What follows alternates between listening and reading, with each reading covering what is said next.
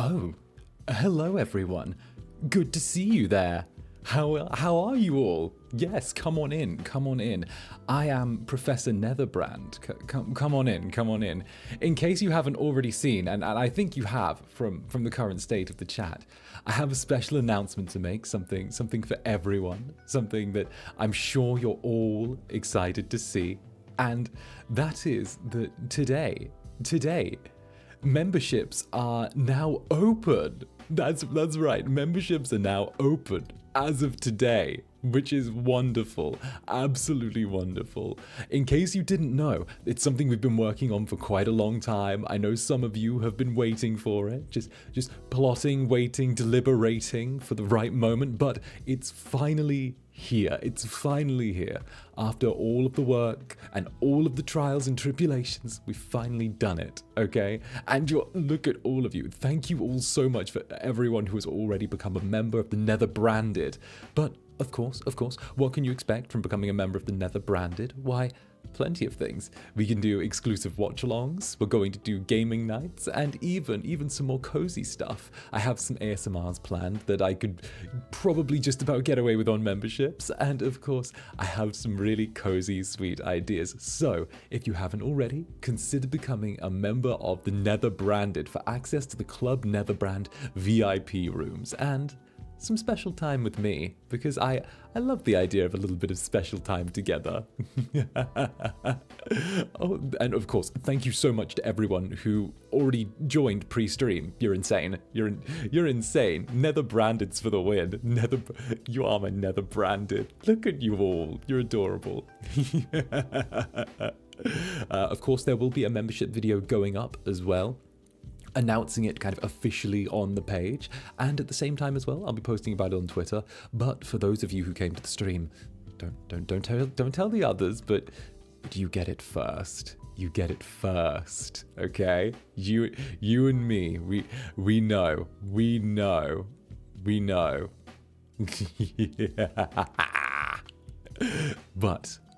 But of course, oh, thank you for the gifted subs, Hitomi. What the heck? The gifted memberships. Sorry, Twitch brain. But goodness, thank you so much. Okay, this is spicy. You're being this is spicy. Ah. Now I have new stuff to panic about while on stream. You can do new things to make me panic. Oh, thank you all so much. Absolutely poggers. Absolutely poggers. Wait, thank you all so much.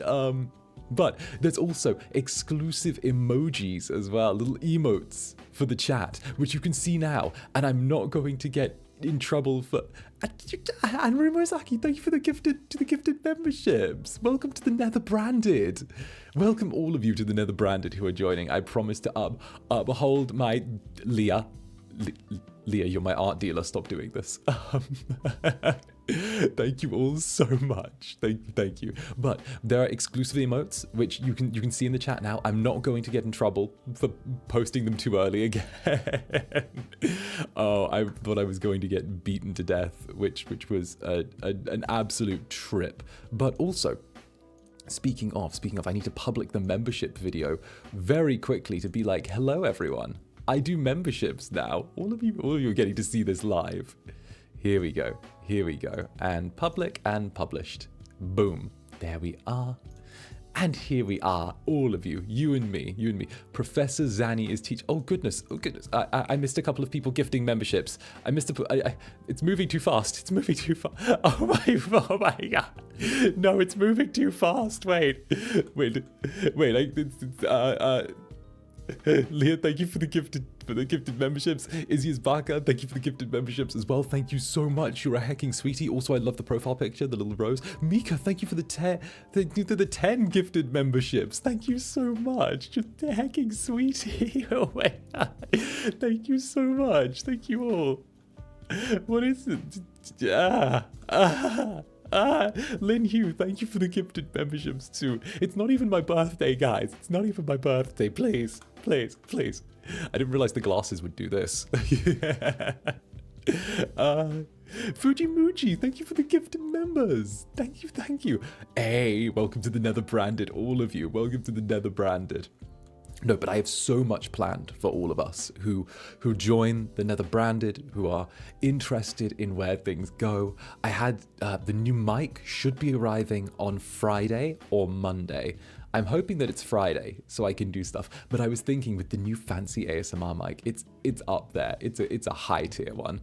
I'm hoping that we can do some cozy things and, you know, make it all special, you know. I had an idea of doing like a watch along, but what I do, okay, bear with me on this. I had the idea of doing a watch along. Okay. Oh, Sheep, thank you for the gifted memberships as well. Thank you. Sweetie. But I had the idea of doing a watch along, right? But I set up my ASMR mic as my regular thing. And what happens is I just set it up and we literally just like cozy up in my bed and watch something with like the ASMR mic, like I'm there, which would be really sweet. I think that would be cozy as heck. Okay, don't let any little boys steal that one from me. But that would be awesome. Hey, Lila, thank you for your 5th ever super on a live stream, and thank you, happy membership. Yippee to you too.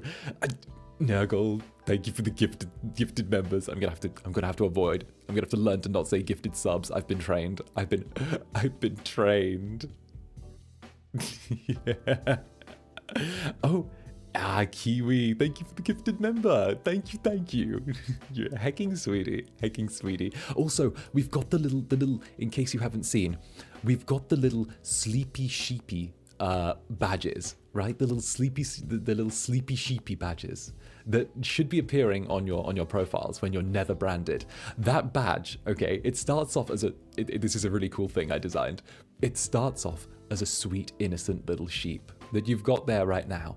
But the longer you're a membership, the more it gains demon levels and the more demonic the sheep becomes. So it becomes, you know, it goes from little sleepy sheepy to nether ram, right? It becomes a full like fledged demon ram, and then it grows horns and it goes black and red, and then it gets like super powerful. It levels up over time. Like the longer you're here, the more leveled your ram gets, and the bigger and like meaner and cooler it gets. It's a demon ram.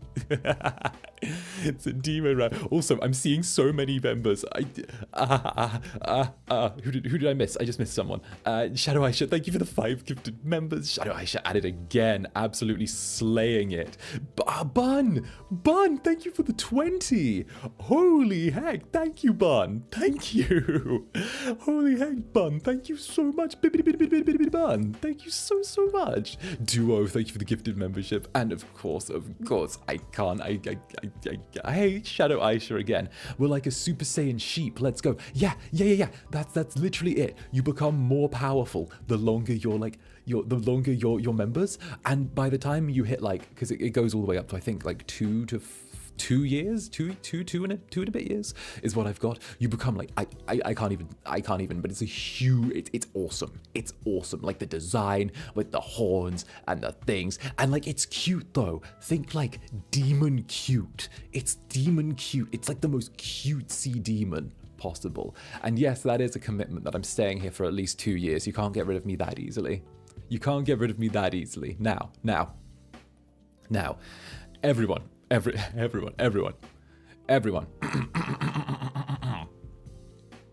Oh goodness. Hey, Marcy, thank you so much for the 5 gifted members. Thank you. Hecking cutie, thank you. Hecking adorable. Also, your profile picture's adorable. So for those who are here for the writing stream, okay, we'll be doing that in but a moment. Okay, class is going to begin with Zander Netherbrand. Zander Netherbrand's classes are going to be beginning very, very, holy heck, very, very, very soon. Very soon. I've got like a little audio thing set up to go off in my ear so I don't miss memberships, but my goodness, it's been going insane. It's still catching up from like a minute ago, which is insane. But I think we're at a good point where we can begin the writing lessons now. Amy, thank you for joining the Netherbranded. Welcome. Hey, Nurgle, thank you for the gifted memberships. And of course, hey. And also, let me make sure I get this name right. Let me make sure I get your name right. 𝔂𝓸𝓾𝓻, welcome to the Netherbranded. Lovely to have you here. Come on in. Come on in. Something tells me you're adorable. It's not stopping. It's not stopping, everyone. But what we'll do is we'll carry on. And I'm going to take you to the teaching room now, okay? Professor Netherbrand is here and class is in session, okay? Okay. Come along, right this way. Right this way. Hello, everyone. Hello. Hello. And welcome to the classroom. I'm going to be your professor today. I'm Professor Netherbrand, okay? I have high expectations of all of my students, all right? And of course, I can definitely do my thing. I'm definitely ready. I'm definitely ready to teach you all. So today, I am going to be a strong and strict teacher. I'm going to be making sure that I get the absolute most from you, my beautiful students, my amazingly beautiful students, and I'm going to make sure that you all do well. Now, we're going to be doing script writing 101 with Professor Netherbrand, or I'm going to be one of those cool teachers. You can call me Zanny or Zander. And Ra, thank you for the 5 gifted memberships. You're insane. You're insane.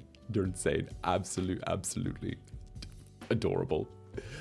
But today is going to be script writing 101, and I have a whole presentation for you on how to level up your writing and do better with your scripting. Hey, Jesse, thank you for the gifted membership. Deeply appreciate it. Nurgle, 10 gifted memberships. Thank you so much. Thank you so hecking much. That's a lot. Thank you so much. Okay.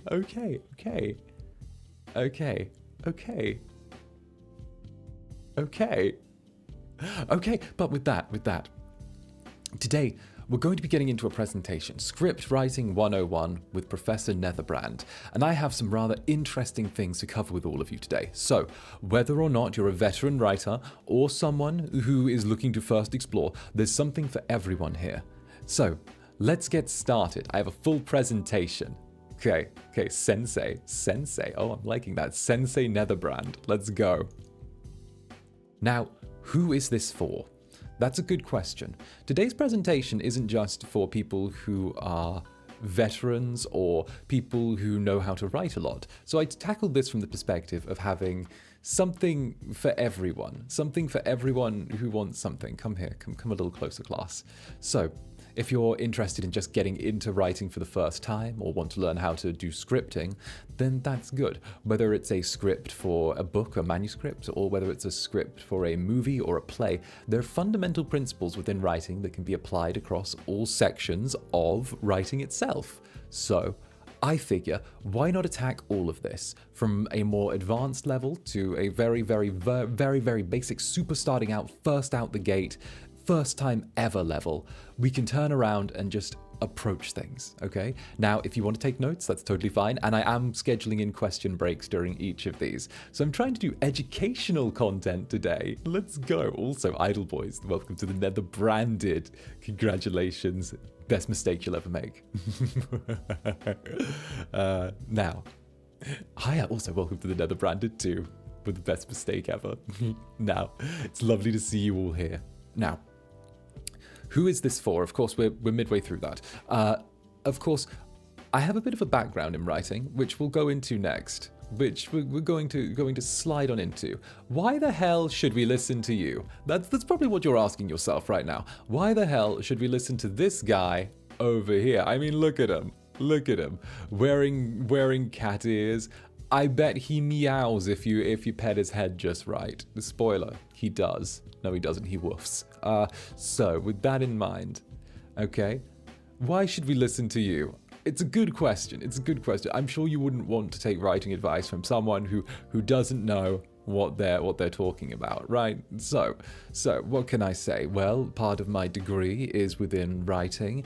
I've had scripts featured in both Europe, England, and Barcelona, and I've even had some work done in the Americas. I've written for various YouTube channels without outing myself too much. And of course, I've even had some. I've even gone up for a certain literary award at one point. I didn't get it, but I was nominated. So fuck everyone. So yes, I do have a background in writing, as well as creating my own stuff and certain voice acting. So I've had several theaters show my work, I've had several different directors do it, and I even had the privilege of working with the 𝓂𝓛 at one point. So that's great. That's great. I love that. Thumbs up. Thumbs up. So with that in mind, let's move to the next section, shall we? Here we go. When I say that stuff with glasses, I look fucking hot. Also, Rere, welcome to the Netherbranded. Much appreciated. Come on in. Promise, the morning after is going to be even better than the night before. So, concept. You can't have a book, a narrative, a piece of design without an initial concept. Now, all of you aspiring writers in there, grab a pen, grab something to make notes while we're doing this, okay? Now, concept. What do you want to make? That's a big question, and it's a difficult one to answer, in all honesty. It's a very difficult one. Are you looking to make, a play, a musical, a book, a short story, a series? These are all of the questions you need to ask yourself before you even really start plotting things out in a hardcore way. If you don't know what you're writing, how do you know where to start? How do you know what direction you want to take things? And how do you know what you desire? If you simply have a rough amalgamous idea in your head, how are you going to make that a reality? As well as, Nashi, I see you chewing gum at the back of the class. Okay, thank you for the membership. Thank you for the membership. Okay, eyes up here. Eyes up here. Thank you so much. But the best way I've found to do it is to sum up what you want. So, sum up the idea of your story, the entirety of it, beginning, middle, and end, in 2 to 3 sentences.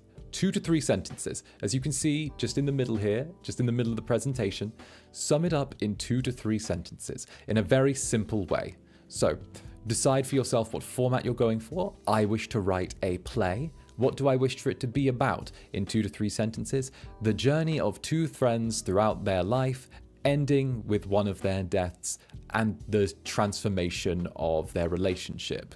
Boom. I wish to write a movie. What movie do I wish to write about? I wish to write about an aspiring actor who fails to make it in New York and falls down a dark, debauched rabbit hole. What's another one? I wish to write a play. Oh no, not a play. I just said a play. I wish to write let's say a romance novel. I wish to write a romance novel about a prince who falls in love with another prince, but then decides that for the good of the kingdom, he must give up his love. Boom. Another one. There you go. Okay? Get it down in 2 to 3 sentences, right? Maybe 2, maybe 3. I gave you 2 to 3 just because of the fact those are just one sentence, but it gives you a little bit of room to play, but it keeps you focused. You can't redraft if you've fallen down a rabbit hole, which it says there, okay?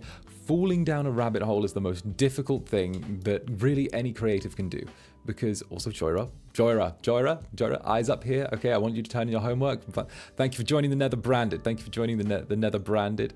Manly man, welcome to the Netherbranded. Stop chewing gum at the back. I can see you texting underneath the table, okay? Okay, I see you underneath the table. Thank you for joining the Netherbranded. Much appreciated. Manly man. But with that in mind, sorry, sir. Damn right you better be. So with that in mind, you can't redraft if you've fallen down the rabbit hole. If you've got a mess going on. Baz, eyes forward. I know I wear especially tight jeans, but eyes forward. Okay, Baz, thank you for the membership. Let's go. Thank you so much. Now, if you've got it, redraft. or no, you can't redraft if you've fallen down a rabbit hole. If your script is made of bits and pieces and sort of you're not sure where the beginning is, the middle, the end, where to go, you've fallen down the rabbit hole. If you've got a script which is built up of scraps, that's not a script. That's just a collection of short scenes with no interconnection. And 𝓂𝓸𝓾𝓻, thank you for the 10 gifted memberships. Thank you so much. Thank you, of course. And of course, what is the message? So every story needs a message. Every story has to be written for a reason. No story is told for no reason. You, right now, you personally, who is actually watching, listening, I'm going to assume scrolling through Twitter while this is in the background or some other social device, maybe even playing a video game, have a story to tell. You have something inside of you which is valuable and important. You have something that might only be able to be expressed through a narrative. Something that is not only amazingly valuable to yourself, but has value to others. They just need to see it. You need to be able to bring that forward, okay? You are already a fantastic piece of art on your own, but the question is, when you make this story, what do you need to tell the world? What's your message? Everyone exists for a reason. So what's your message? What do you need to tell with your story? Do you need to tell people to be kinder? Do you need to tell people to love one another? Do you need to tell people to fight for what they believe in? Do you need to tell people that there's no right way to live? Do you need to tell people that you're angry? Do you need to tell people that you're sad? Whatever the message is, make it a part of your story. Let that be the emotion that drives you forward. Just sum up now, for those of you who wish to do homework and follow along. Quickly make a note of what your format it would be. Sum up what you'd want in 2 to 3 sentences. Don't worry, you can come back to that if you only do it in 1 or 2. And then what the message of the story is. Is it that, for example, the rock opera that I wrote many, many years ago, the story of that was that the world was made to chew young people up and spit them out. That was the message. You will never succeed on your own, which is why community was important. I sort of summed it up in 2 to 3 sentences, of course. Now I think about it, it had some parallels to American Idiot, but to be fair, it had some very big separations as well, mainly because of the fact that it was different setting, different background, different everything. But you get my point. You get my point, right? You have something amazing to tell. And it's there for you, okay? It's waiting. So with that, why is this actually helpful? I don't know. Maybe it's because I have a degree. Maybe I know that sounds crazy. Maybe it's because I have a degree in this. I mean, I didn't take on all that student debt for no reason. Now, I'm kidding. Love you.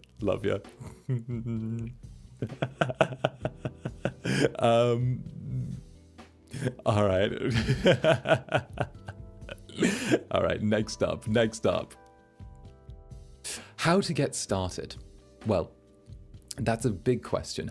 If you followed the steps on the earlier page, you've already got some direction that you want to go in, right? You've already got some direction that you would like to head in.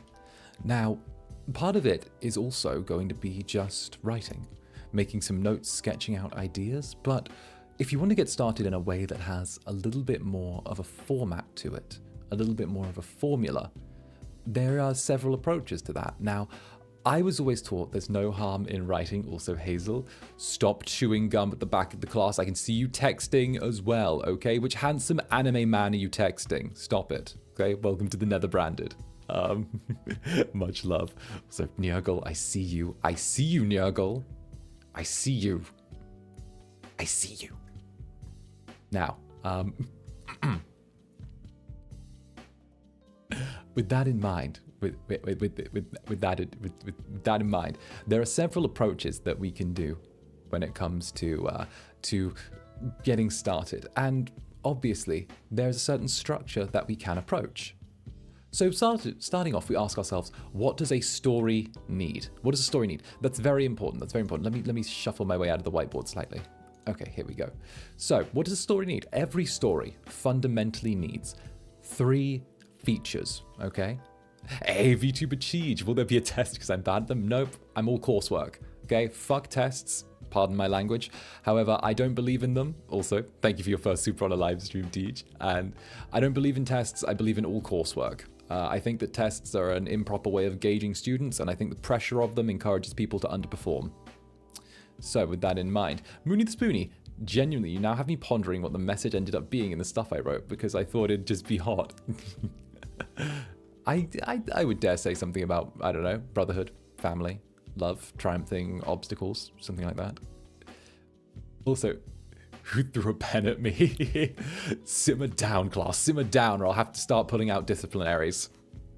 Hey, Izzy 𝔂𝓸𝓾𝓻, thank you so much. Thank you so much for the gifted memberships. Deeply appreciated. Also, stop texting. I can see you at the back there. Now, the key features every story needs: conflict, characters, and emotion. All of these are a key piece, and we'll be covering all of them, if you can see from the little side.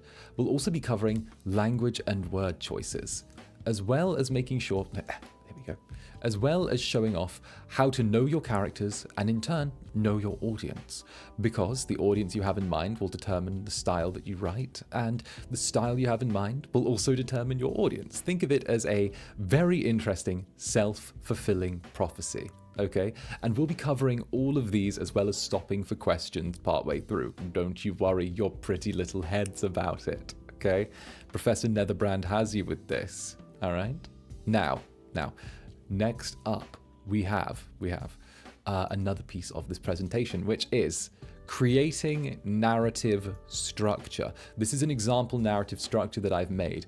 Think of this as a working timeline of what's going to be happening in your story. This is where things get important. So if you need to make a quick note of this, do, okay? We have a thing. Also, was that Zero? Zanny, best teacher for real. Thank you so much for the super. Was that Zero? Thank you so much. Deeply appreciated. And your first ever super on a live stream. Bloody adorable. Okay, so what we have here is a narrative structure, a very rough one, okay? Now, as you can see, I have things set up so that they take a certain course of events. So, we're going to go nice and slow. Don't worry, I've got this. This is a standard narrative. This can be applied to many stories throughout media, right? Whether we're talking about series like Eragon, whether we're talking about simpler things like Aladdin, or even folklore and folk stories, right? These all do that. You can take a screenshot of the notes if you need. You can take a screenshot for anything if you need. I don't mind pictures being taken in class. Do whatever you need to do to get this information into your heads, because that shows that you value it, okay? As long as what I'm teaching is valued, then I know that I've done my job as a teacher. And as long as you come away having learned one thing more than you knew before you came in, then I've done an amazing job as a teacher. Also, Nurgle, thank you yet again for the amazing memberships. You're insane. This will be a VOD. This will be a VOD. Yes, this will be a VOD. Don't. If you need to go back and do everything, this will be a VOD as well. Don't worry. However, to explain what's on the whiteboard right now, to explain what's there. The core story. Let's start with the purple. Everyone see that? The core story? Very good. The purple is the core story. Think of it as your beginning and, let's say, up to the absolute middle. This isn't the middle of this, up to the absolute middle of the story, right? So you have your beginning, you have your middle, okay? You have kind of the second half of the middle, because the middle actually has to be dead in the center, but which comes sort of at the end. But this is sort of the beginning to the first half of the middle, okay? This is the core story, setting up things, introducing characters, concepts, right? Don't worry, we will get through each of these one by one. This is the setup, right? The initial. Mandy Man, thank you for the super. I speed walk in the corridors. Well, that's good. As long as you don't run, I don't have a problem. Now, thank you so much. But the core story is what's going to establish the world as well. The world. Now, part of this is going to be the core story centering around the protagonist POV, as it were. This is where you focus on nailing down your core characters, your core protagonist, your core everything, right? Now, as soon as you begin establishing that quite early on, you'll see from where the arrows join, you will want to have things splinter off and start with the side story. Again, you can see this in media. I'm trying to think of a good example here, but a good example just off the top of my head recently. Let's talk about James Cameron's Avatar as just an example. I know lots of people have seen that, right? You have the initial story following Jake Sully becoming a blue dude, right? However, it doesn't just revolve around him. It splinters off and follows the pilot at some points in a side story, following the development of characters outside, following the Doctor. There are scenes that don't always revolve around the protagonist. There are secondary protagonists, secondary individuals who all have stories to tell, right? I love Avatar unhealthily. Me too. I'd get so much done if James Cameron never designed those blue people. I'd get so much more done. But the idea is, don't worry, I will get to Triumph. Don't worry, I will get to Triumph. Please, don't you worry, we will get there. I'm going through each of these. Also, Little Red Rabbit, thank you for the membership. Thank you. Welcome to the Netherbranded, with the best mistake ever.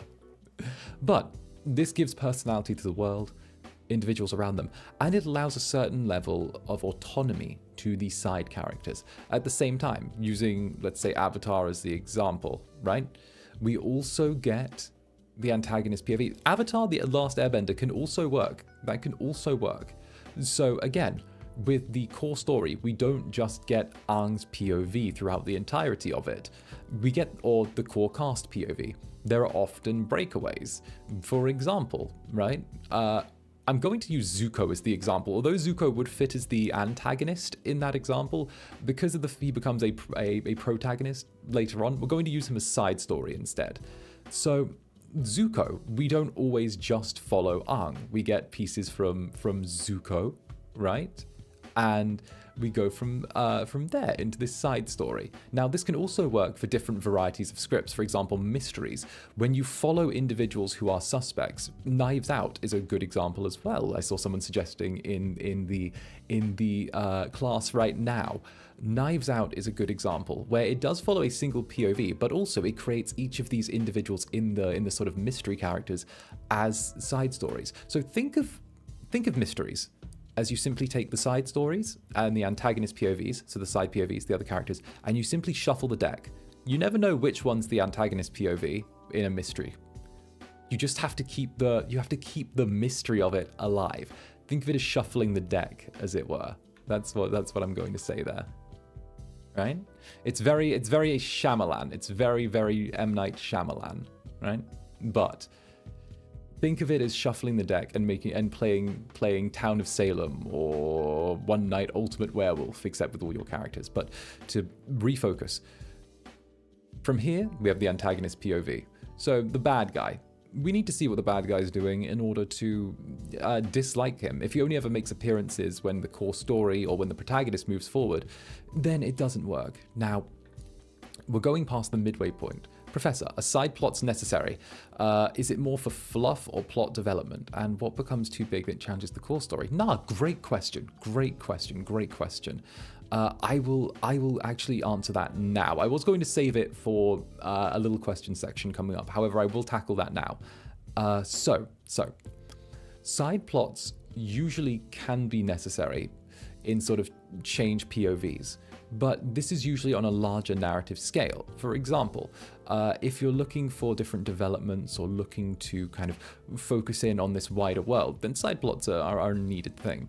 However, if you're keeping your story very, very short, think of almost a grim fairy tale. Think of Little Red Riding Hood, the side plots are still there, but they don't get as much attention. So, for example, Little Red Riding Hood, after she's eaten by the big bad wolf, right? She has this big strapping woodsman come out of nowhere and chop the dude's head off. That would technically be a side story with the woodsman. He is a side character that comes to the fold, had his own journey to reach where he's going, and just comes out of nowhere. So think of it more as giving the characters which are independent or not your main characters a little bit more anonymity and a bit of movement, The side plots do make sense.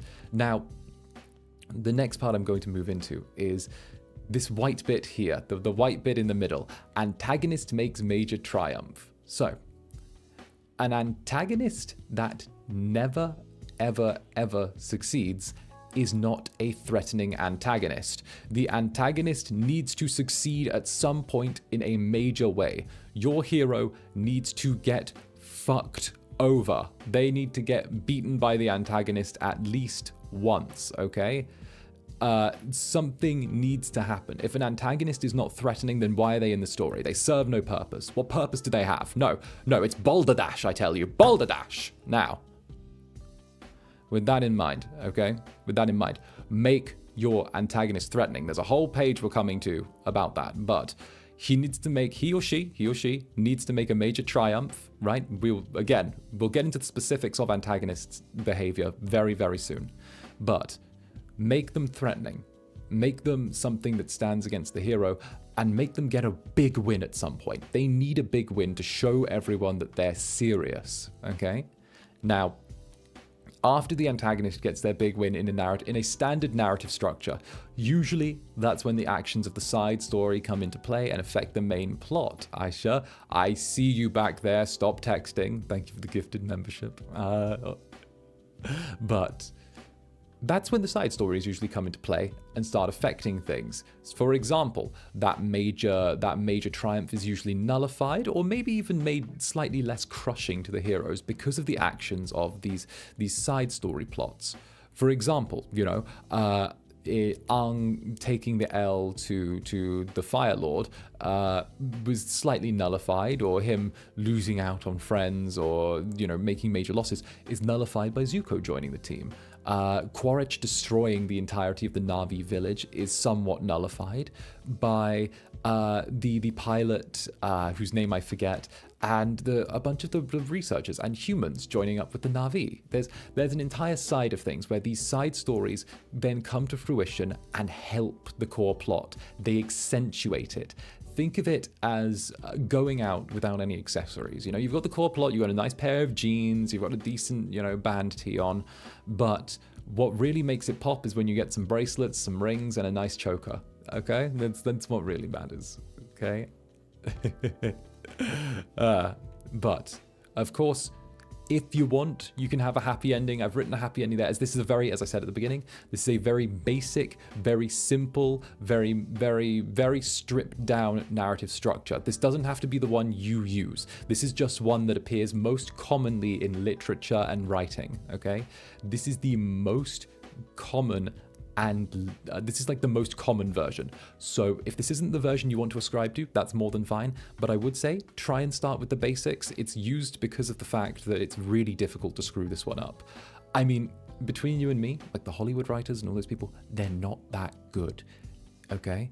Or maybe they are that good, but they simply dumb their plots down. Either way, the idea is that what we have here is something that everyone should be able to use because of the lack of moving parts on it. It's only really, if you look at it, got 3 moving parts, which is the core story, the protagonist and their little main group, the side story, and the antagonist POV.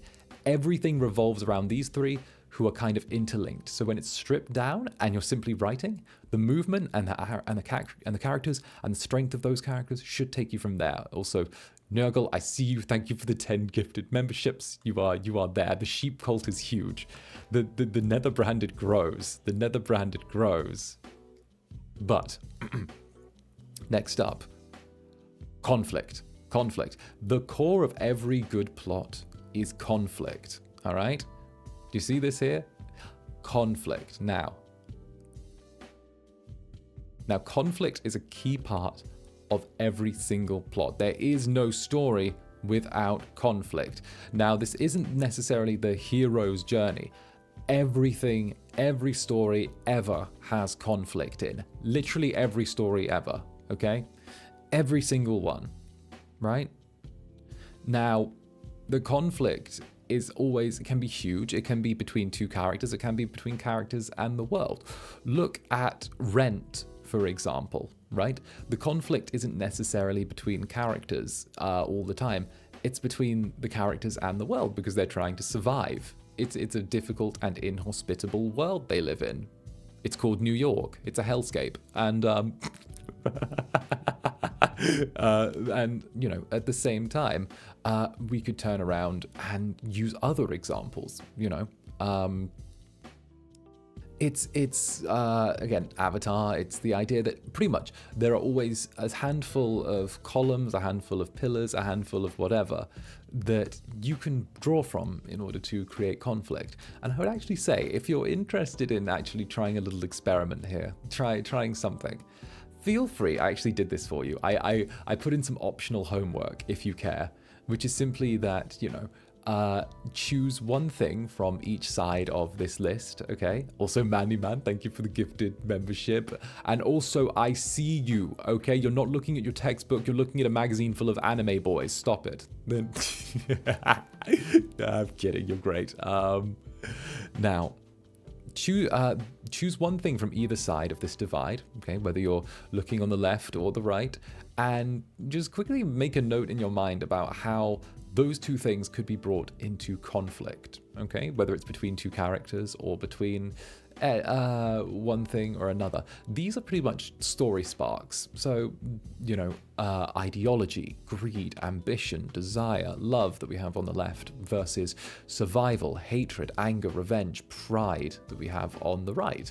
These are different things that quite often are brought into conflict with each other. For example, desire versus anger. The idea that someone wants something, needs something, but is met by anger by their opposition. That can often be a story in and of itself. Romeo and Juliet is a perfect example of desire and versus anger. The desire for Romeo and Juliet for one another mixed with the anger of their families that creates the conflict of the story. Right? Here we go. Also, I see you again, Nurgle. Thank you for another 10 gifted subs. Optional homework. Like I said the other day, I think that some teachers give out homework as a lazy thing so they don't have to teach. Okay? It's outsourcing teaching to your students. But with that, feel free to pick any two. Just as an example again, let's say love versus now also I should specify desire and love are two very different things. Desire is a want. I classify Romeo and Juliet more as desire than love, simply because of the fact that the two knew each other for all of like 2 weeks. That's not love, okay? And they made some very foolish decisions the night they first met. So I'm going to go with that. Love versus pride. Good point out. Love versus pride. That's the entirety of the Pride and Prejudice series, Pride, nobility, falling in love with a commoner. The idea of that conflict between status and actual emotion. These are all very classic conflicts that people face. It's very interesting. Also, Fern, welcome to the Netherbrand. I appreciate you being here. Now, start writing in your textbook. I don't see that pen moving. Also, Shadow Aisha, is there extra credit? Yes, I give my extra credit in head pats. And who's a good human? Those. I give extra credit in those. Now. Don't worry as well. This is going to be VOD as heck. Where's? Thank you for the gifted memberships. Let's go. Obviously as well, we have a great example. Let's say ideology and revenge. Now I say ideology because I hate when writers use faith and religion as a trope. Okay, it's a strong dislike of mine where they use faith or religion to justify the actions of characters. I prefer to think of it as a wider ideology because when a character has a faith built around them, whether fictitious or realistic, it doesn't encompass the entirety of their beliefs as an individual. They also have other things about them and other things that build their mental and their belief system, right? So, with that in mind, a character's ideology is stronger in my mind than simply having them rely entirely on a version of faith, which again is interpretive by the writer, okay? So it's interesting, but ideology versus, didn't I say revenge? It's the idea of, you could draw that into a simple conflict of pacifism versus violence, All of these have possibilities, so consider making a note of 2 random of these and seeing if they're enough to spark your imagination. Exactly. I see you, Yenna. Welcome to the Netherbranded. Lovely to have you here. Come on in, you monster. I love you. Mika, give 5 gifted. I see. Stop drawing on the desks, Mika. Stop drawing on the desks. Also, thank you so much. Thank you so much. Also, yeah, it could also be that it could explain cult behavior. Now, don't get me wrong, don't take any one of these sides as positive or negative at all, okay? Every single option on this little chart has the potential to be the bad guy or the good guy, or maybe there's no good guys at all. You know, stories where there are no good guys are really good. They're some of my favorites. I personally, one of my favorite, and I've been told that liking this movie is a red flag in men, but I personally am quite a large fan of Drive, and it's a very good movie about how you can never escape your past if you're not willing to do better. Which, you know, I've been told that. Apparently, I went on a date with someone who told me that was a red flag in men. So. So who knows? Hey, Leah, thank you for the gifted memberships. Thank you so much. Heck, yes, thank you. Also, I see you sketching. Keep at it. Your art's great. But with that, next up, okay? If everyone's taken a moment, all those who want to make a note of this, don't worry, there is the VOD later if you want to go back and go over something. Characters. Now, I know someone was asking about how to write good characters earlier, right? I know this is a little small. Let me make the screen a little bigger. Hwah. Okay, so we're going to go through all of these. Don't worry, we're going to chunk it, okay? Try not to get confused. We're going to go through all of these. I'll try and answer whatever needs to be answered as we hit each step, whether it's protagonists, first ally, etc., right? Now, these are divided into 2 rows, okay? 2 rows. Okay, well, the top, which are going to be the more important ones, they're the cornerstones of the story, and the bottom, which are accentuations, okay? They are more anomalous. They're things that add flavor to the plot and to the world, okay? So we focus on the top, we move to the bottom, okay? As always, okay, the bottom doesn't matter. Now, Haiti, welcome to the Netherbranded. I see you texting, okay? And Nurgle, thank you again, Nurgle. I don't know how to do it. How to do it. And don't worry. We will get into each of these one by one. All of your questions will be answered, and I believe after this is the question pause. So don't worry, we've got this. So, the protagonist. Your protagonist. How do you write a good protagonist? Well, whether it's a hero or an anti-hero, it doesn't matter as long as his perspective is framed by his POV. There will always be a level of bias in your writing towards the hero.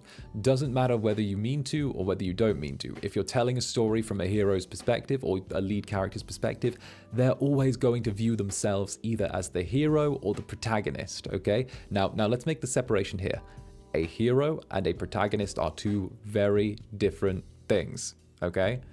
A protagonist, on one hand, is someone who is simply surviving. A hero is more of a mythological, more of a sword-wielding, Hercules slays the giant type individual, okay? Most characters are protagonists, not heroes. Most characters start off as protagonists and then become heroes through the course of their journey, right? That's the hero's journey plot, okay? It's very basic, don't get me wrong. If I have to listen to one more middle-aged man turn around and tell me about the hero's journey, I swear down I'll start drinking vodka for breakfast, but I don't intend to do that for you. I know that's not how you get your jollies, okay? I know that's not what you get, okay? And of course, there are versions of the in-between. There are versions of the aspiring hero, the sparks of greatness. It's much like Mane-san said to me upon first meeting me. You have potential. Where's? Are you on a dating app? Are you on a dating app at the back of the class there? I see you. Thank you for the gifted memberships. But also, okay, listen, okay, close Tinder. Close Tinder.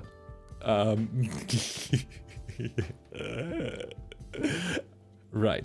You have potential. Show that potential if you're interested in things that way. If your protagonist isn't the hero type, show from the very beginning that they have potential to be good. They have potential to be more.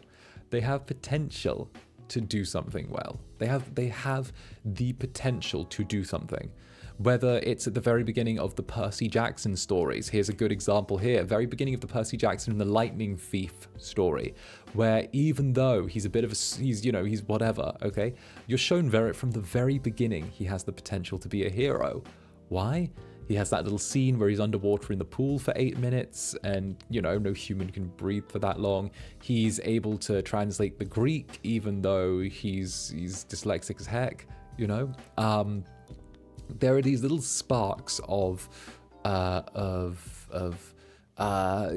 of what they could be. Now, at the same time, also, I see someone mentioning Invincible is an interesting look at the hero's journey. It is.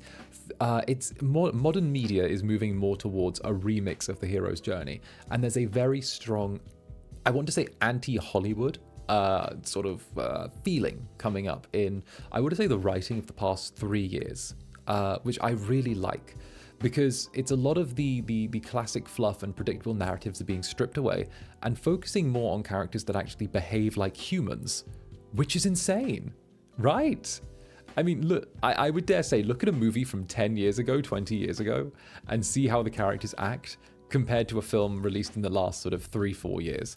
It's very interesting to see the large disparity between what used to be considered a norm in writing and what is actually the norm now, right? And I am going to take a tiny moment and say the biggest difference that you will see between a film from, I want to say, let's say 2004 and a film from now is how much, I want to say, autonomy is given to women in those movies, okay? I'm not saying that every movie passes the Bechdel test, but one huge thing is actually we're seeing women as protagonists, which was kind of a more rare thing in the early 2000s for movies or all of that, okay? And it's actually really interesting to see that through this, new narratives get unlocked, new combinations get unlocked, and it's actually really nice, okay? Now, don't get me wrong, this is going to become like a long-winded speech about anything, and there is absolutely no deep meaning outside of the narrative here, but a huge part of it is the fact that these new combinations and new ideas are beginning to get shuffled in. Don't get me wrong, it takes like about, I want to say that Hollywood is always about 20 to 30 years behind the times when it comes to the stuff they make. It's never really that groundbreaking. What's groundbreaking is always like groundbreaking in smaller circles a bit before, because obviously it takes a while. It's trickle up economics. Think of it that way. It's creativity is trickle up economics. But I'm getting distracted. The idea is that even if your protagonist is a piece of shit, give them some redeeming features. Okay. Even if you're making someone who's kind of a trashy person, give them some redeeming features, because it makes it more engaging to read, watch, or just interact with, right? Of course, every protagonist needs a first ally. Now that's where we get to the next bit, okay? The first ally. Your protagonist needs a bro. Someone who's got their back. Someone who's watching out for them. There's not always that character there, but more often than not, it happens. Batman has what? Alfred, right? And or Robin or any of the core team. But there's always that one person that has someone by their side keeping them good, The obviously, even when they're a total piece of trash, even when they're not a good person, there's someone that they have as a friend. No one has 0 friends in the whole world, And obviously, whether it's that they're a completely terrible person, every person has at least one redeeming quality. Everyone has at least one redeeming quality. There is no one. Sherlock Holmes and Watson, exactly, okay? Pip and the Captain, Pip being the protagonist, the Captain being the first ally, All of those are great. Tinder notification. Wes, Tinder notification rings out in class. Oop, my bad, teach. It's okay, Wes. It's okay. You're lucky you have an Incubus as a professor. But good question. It's also a need for antagonists. We will get there in but a moment. Don't worry. You're all getting ahead. You're all reading ahead. Listen. I appreciate the enthusiasm of reading ahead, right? But we're tackling each of these as we go. Your questions might be answered when we hit each individual piece, okay? Don't worry. Now, the first ally, they need to be almost, think of a secondary protagonist, and they're usually someone who features heavily in the sort of side stories, the secondary journey, but think of them as an independent actor in the lead character's party. Kind of like how in Final Fantasy VII, Barrett might not be the lead, but he does have his own story, and he does have his own desires and reasons and wants. This individual needs to be tied to the protagonist in some way, and although may not be as awesome or may not have the same sort of growth or desires as them, give them plenty to work with. You know, the narrative might not be all about the first ally, but they are a key part of the narrative, right? It's very, very interesting. Don't worry, there's a question bit coming up right after this. Don't worry. I got you. Next, the antagonist, okay? The antagonist. This is my favorite character. This is my favorite character in any story. In any story, okay? Can we get a moment of love for antagonists? The moment of love, everyone. Can I see some purple for antagonists here? Can I get some purple hearts? Thank you for Nurgle. Thank you again for the 10 gifted subs. Thank you so much. Thank you so fucking much. 𝓂𝓸𝓾𝓻, thank you as well. This is helpful for my script for a video game I'm writing. I'm glad I can be helpful. Also, yes, the purple hearts. I'm glad I'm able to be of help to you. But yes, we love antagonists here. We love them, okay? We love the dirty, down bad, trashy, terrible, evil, nasty antagonists. Give me a garbage boy, trash boy, boy from the gutter, boy who's going to scratch out my eyes. Give me the traumatized, nasty antagonists who turn around and just make you want to have them grab you by the throat. Give me the mean, bad guy, sad guy, might seduce your dad type antagonists. We love them, okay? We love them. They're bad guys. Shout out the bad guys here, okay? But this motherfucker, this guy, this antagonist, the hero that never was, is how I like to approach antagonists. Think of him as a hero that's already had his arc. He's grizzled, he's damaged, and he's done his journey. Let him be a dark reflection of the world of the story, okay? And that's a brilliant example. Again, Avatar, James Cameron's Avatar, brilliant example, okay? 𝓂𝓸𝓾𝓻, veteran soldier, has already been through it, has had his face clawed by one of the Na'vi beasts, okay? One of the, I believe it's like the little cat puma rider things, has already been clawed by that. Avatar, The Last Airbender, okay? Another brilliant example. Fire Lord, whatever. He's a veteran of conquest, has ended up taking over and seizing most of these places, has done all of these military triumphs, right? He's already been through his journey. He was a hero to the people around him because Final Fantasy 15, great example. Arden Izunia, the one who was chosen to lead the new age and who ended up shirking his duty because it wasn't for him, where he realized that he was acting as a pawn, okay? All of these Ozai, there we go, Ozai, there we go, thank you class. Ozai, right? All of these people who were heroes or could be perceived as heroes under some context because their goals go against that of the protagonist. They are the antagonist. You see how we're going with this? They are a hero in their own right because of the fact that I'm gesturing so violently right now. They are a hero in their own right. The reason they are an antagonist is because their goals go against that of the protagonist. They have people relying on them. They have this everything, you know? It makes sense. It makes sense. Right?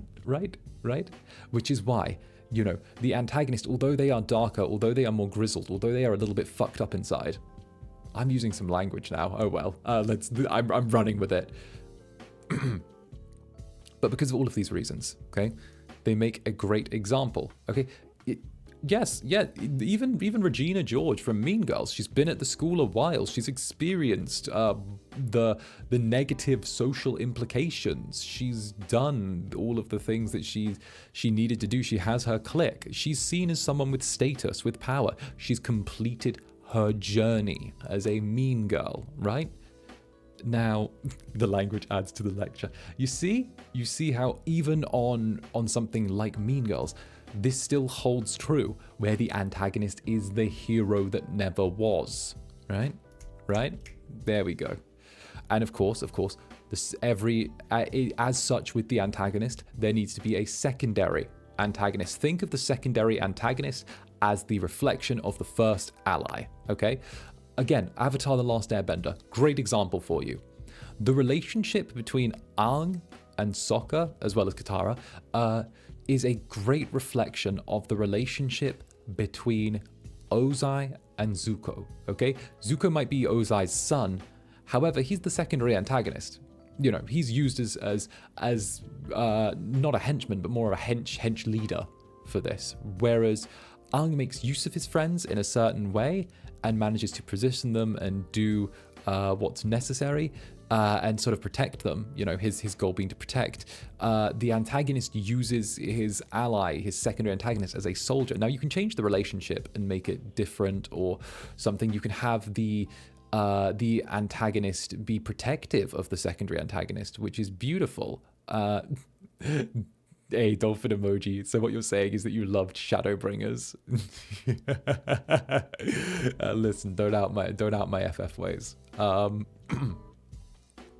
But the villain needs support. Establish the villain as much as the establish the villain as much as the protagonist. I see people saying that right now. It's exactly that. Okay, give the villain someone to lean on. They can't do it alone. It's impossible for anyone to do it alone. You can add a villain that could do it alone, and sometimes that is possible. And it does work, but it's a little bit trickier, and I'm going with a lot of the basics here. So bear with me. Bear with, okay? Azula's kind of a reflection of Katara, as both the younger sisters haunted by the memory of their mothers. Exactly. There are going to be reflections between your protagonists and your antagonists and your protagonists. There is always going to be that reflection there, because it creates really compelling writing when two people who are so similar are pitted against each other for whatever reason, for reasons determined on the conflict page. You see, it's starting to stitch together now, right? See, there we go. Okay. And of course, the last character that is sort of needed is the innocent. So a person or persons that act as a reflection of the good aspects of the world. They needn't be perfect and can act as a representative of the world's standard opinions or counterculture. So think of them as just an innocent bystander, whether it's one, whether it's a group, whether it's anything, right? It helps to have someone set the tone when you have just innocent bystanders, people who are watching. It lets you establish the world and what the norms and what's considered good and bad might be. It's a very, very nice way of doing it, okay? It's interesting, and obviously, the innocent can take action as the world turns, and sort of what would be the passive and standard reactions, right? So with that in mind, this is not a thing we need to spend an especially long amount of time on. Just write a person that would be considered a default person and introduce them to the plot in some way, okay? It helps to add a certain level of, I want to say, genuine feeling to what's going on, what's experienced, as it were. Now, one more thing. We're going to really quickly go through these four bottom, really quickly, okay? Because these don't require much time. No time at all, almost, right? Henchmen. Okay, the henchmen at the bottom. The antagonist needs henchmen. Numbers, you gotta have a force of numbers at some point. okay? Give them a little bit of personality. Don't have to write an entire 4-page backstory with deep-rooted lore, but give them something, right? My cabbages, exactly, my cabbages. NPCs, okay? Laymen, every people, the randos in life. Think of them as being akin to the innocent, okay? Just make sure that when you write individuals who your protagonist interacts with, shopkeepers, market keepers, all of that, make sure you give them a little pop. Give them something about them, okay? Use them as a vessel to show perhaps a certain way about themselves in the world. It's a good way to do it. It's a good way to do it. The environment and the people that your characters run into are always a good way to, you know, add a little bit of character. And then, of course, the outsiders. So this is a cheat code. I'm going to give you a cheat code here for how to make your protagonist suddenly really likable, okay? Okay, I'm going to give you a fucking cheat code. Okay, get your little pen and paper out. Get ready to stick this in the case of your copy of Grand Theft Auto San Andreas. Okay, we're going to be given a cheat code. Okay, have your protagonist interact with an outsider. The outsiders, do you see that? Have your protagonist interact with an outsider counterculture to the rest of the world, okay? Preferably if this outsider group are victims in some way, okay? Or oppressed in some way. If your protagonist interacts with them and gains their trust or their sympathy, or the two of them create a mutual bond, it endears them to a reader really fucking quickly, okay? With the Water Tribe. Boom. Easy. Done, okay? How quickly was he likable after doing that? All right? Jake Sully with the Na'vi, okay? They were the ones being forced to become outsiders because of the fact he earns the respect of the tribe. Suddenly, bish bash bosh, jobs are good, and he's suddenly so much more likable as a character, right? Have the main protagonist interact with the outsiders or the oppressed or something. Have them get liked by each other.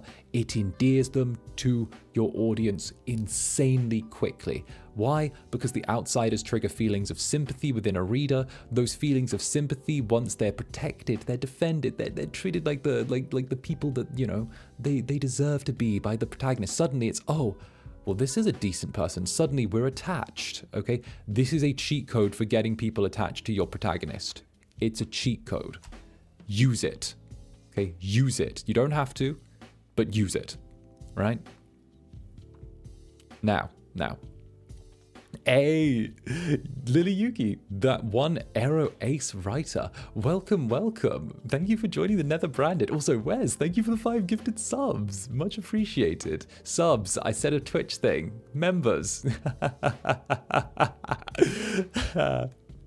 Let's go. And of course, free agents. Okay? Free agents.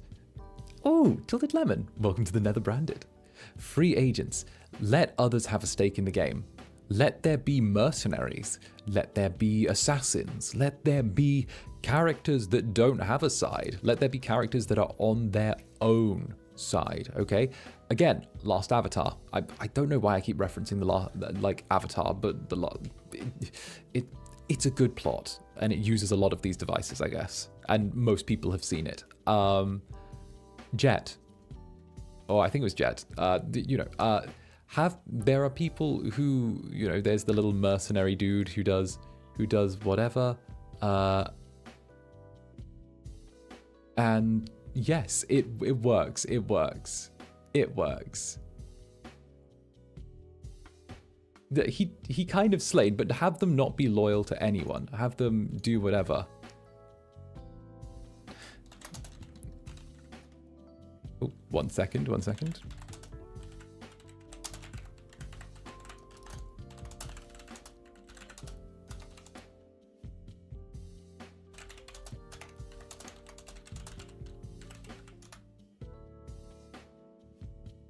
There we go.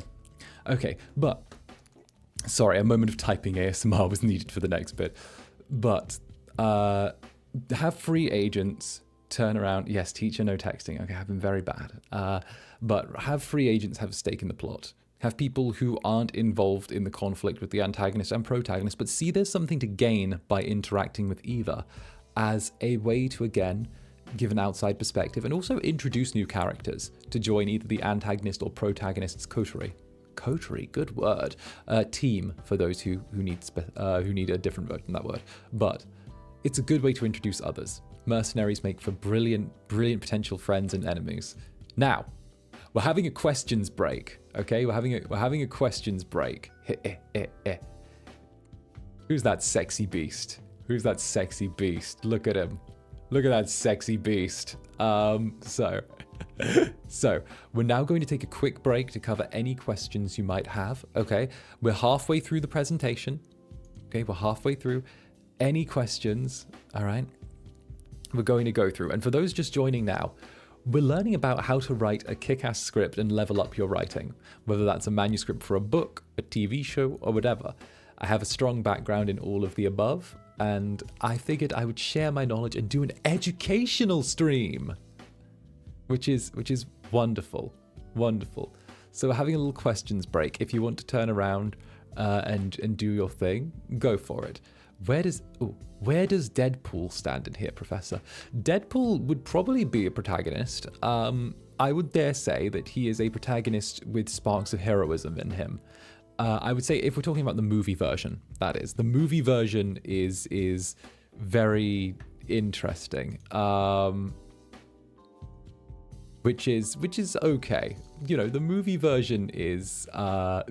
The movie version is definitely a protagonist on his way to being a hero, whereas in the comic books, it's far more difficult to pin down, because when you have characters that are self-aware, he's still a protagonist. It just depends on his use within the comics, because sometimes he's, you know, shifted as a protagonist, sometimes he's shifted as an antagonist. Lexi, sorry, I fell asleep. Can you repeat what you said? Lexi, no sleeping in class, okay? You can see me afterwards for makeup. You can see me afterwards for a catch-up session. Falling asleep in class. Okay, I'm going to try and hold for these. For the antagonist, can I give them a love interest? For sure. Anything you can give to the protagonist, you can give to the antagonist. Give them a love interest. Hell, give them a really nice, genuine, loving relationship. It only makes it hurt more when bad things happen to either of the characters then. That's what you want to do. You want to hurt your audience. Sorry, that's what I set out to do. I want to hurt my audience. Is multiverse as a genre hard? Yes, it's insanely fucking difficult. Mainly because of the fact that it becomes very derivative very quickly. Very derivative very, very quickly. A great example is look at DC and how many times they've rebooted in the past 10 years. How many times have they rebooted? They've rebooted an insane amount of times. And what that does is it causes the stories and content within to become watered down after a certain point. You can do it, just be careful and try to give the appropriate amount of weight to each version of the world and multiverse that is there. Just go with that. Now, let me just see. Since you are on the topic of Avatar: The Last Airbender, how do Azula and Zuko compare with each other as secondary antagonists, or is Azula something else? So that's a perfect example. Both of them are secondary antagonists. So I would say, actually, okay, there's a transformation that happens with Zuko. I would say he's a side character or a side story that is used in a way of a secondary antagonist for the beginning of the story, but I would actually say he falls more into a side character because of, if you look at like the length of the plot, he actually does turn to being part of the heroes team quite quickly. But I would say he's a side character, sort of one of the side narratives, whereas Azula's more of the secondary antagonist because of the fact that she's devoted to her father's ideals, which is very interesting. Does the side story have to be about another person, or does a time travel into the protagonist's past also count?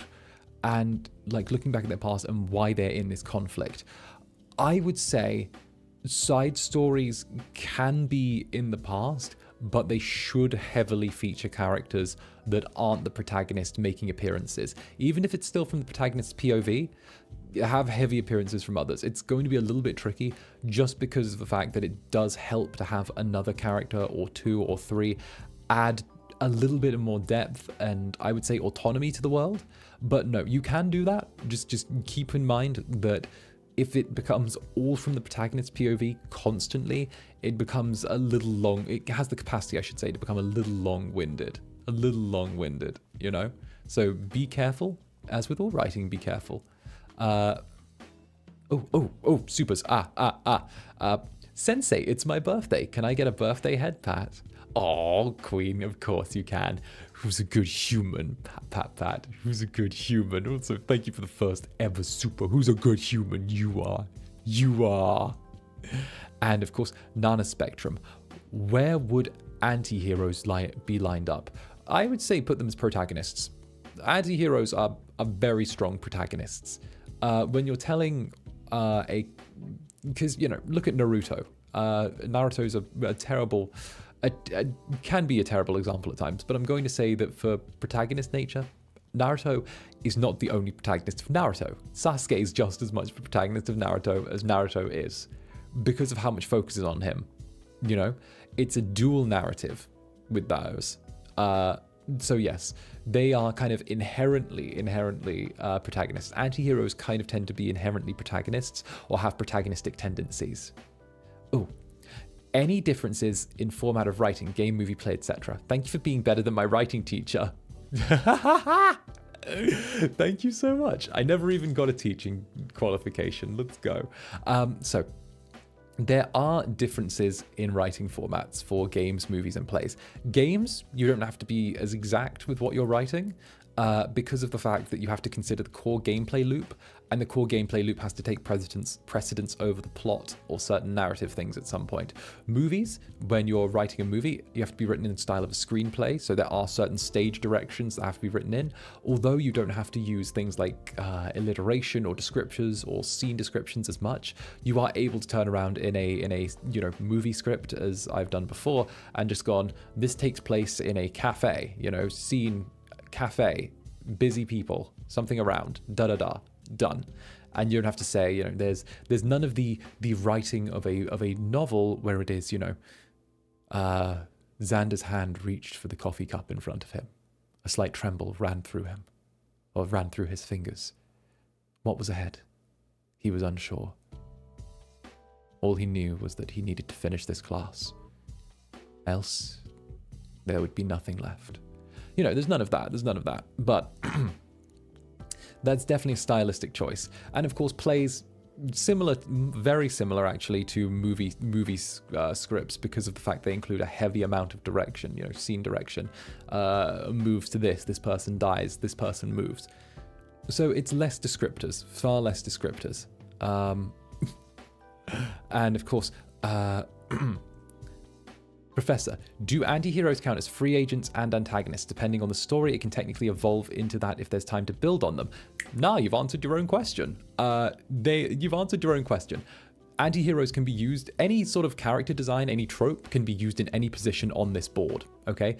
There is no, I am writing an assassin, or I'm writing an antagonistic character, therefore they are the antagonist. They can be free agents. Free agent is a very free slot.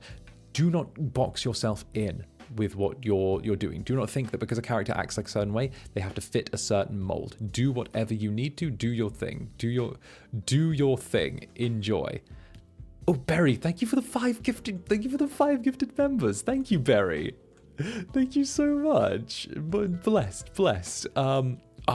Okay. Here we go. I'm trying not to miss any of these. Rin. Your examples of antagonists were always more established than the protagonists. How could you flip that? Okay, so there's always a good example of sort of the young upstart trying to... So part of what makes an antagonist and threatening is that they do have more experience, or they have some sort of power over the protagonist. Now, if you wanted to flip that and go completely the opposite way, I would say a good example, and I'm using an example I hate, but I would say you look at a character like, let's say, let's say if anyone has seen Under the Red Hood, the Batman story, where Red Hood comes back, you know, this new character enters the scene and starts undermining Batman through killing his villains, killing individuals, you know, going out of his way to harass him. That is a perfect example of an established hero, such as Batman, who has resources, technology, etc., being harassed by a character who not only harassed, but bested in a couple instances by a character who's less established, but has a little bit of knowledge. So knowledge that characters shouldn't have, or knowledge that characters shouldn't be able to possess, but do have somehow, when it's a lesser antagonist or an antagonist from a weaker position, can often be the thing that makes them intimidating. If you don't know how the magic trick is done, the wonder doesn't stop, you know? You keep that magic trick hidden, and then boom, you know? As soon as the trick's revealed, it loses all its power. But if you don't know how the antagonist did something, that's what makes them intimidating. You see? You see? You see? Now, tragic villains as outsiders. Thinking of Final Fantasy 15 again, and Luna's brother, whose name I'm blanking on, very much an antagonist, but plenty of pathos too. Oh, well, it's not necessarily an outsider thing. I'd say secondary antagonist. There's nothing saying you can't make your secondary antagonist or your antagonist sympathetic, okay? In fact, love sympathetic antagonists, okay? It means that when you kill them, you hurt your readers so much more. You have to. It's a thing that has to be done. They deserve it. You're now, the people who read your stuff, they deserve the suffering, okay? Make sure that they do. Okay. Give them all the angst. Give them all the angst. But with that in mind, Noah's here. Noah's here. Welcome to the Netherbrand. Lovely to see you. Do it for the angst, indeed. But to sort of dive into another question, how can you kill a character in a way that will hurt your readers? I saw that one earlier. I'm trying to cover as many of these as possible. So how can you kill a character in a way that hurts your readers? Okay. Listen closely to this one. If you really want to kill a character in a way that hurts, okay? Let me shuffle to the middle for this, okay? Let me shuffle and here we go. Okay. I'm going to tell you this really simple, okay? It's a cheat code. I'm going to give you another writing cheat code, okay? If you want to kill a character in a way that really hurts your readers, I mean really hurts them. Roru, welcome to the Netherbranded. Lovely to see you. Best mistake you'll ever make. So, have them have a dream. Give your character a dream. Right? A really, really good dream, okay? Say that they want to save someone they love, their brother, their son, someone who they care about, right? And kill them before they're able to reach that dream. Don't just kill them before they're able to reach that dream. Kill them with the knowledge that they'll never make it, that even if they lived, they never would have made it. Okay? They're rushing to save their son. Guess what, bitch? I've just stabbed you in the guts, by the way. Your son's already been dead. Doesn't that hurt? Doesn't that hurt? You're trying to say you're trying to save your village? Oh, as you're dying. Sorry. It's already been burnt. Make sure that as they die, as something happens in the moments before their death, let them know that all of their struggle and hurt and suffering has been for nothing. Let them die in that knowledge. And you know what's even better? If it's a lie. If it's the villain giving them a lie as they're dying and they believe it. Let them die being lied to so they never know. Okay? Do that.